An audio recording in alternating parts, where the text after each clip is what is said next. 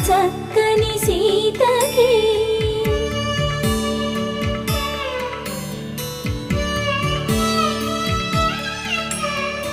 ఎర్ర జాబిలి చేయి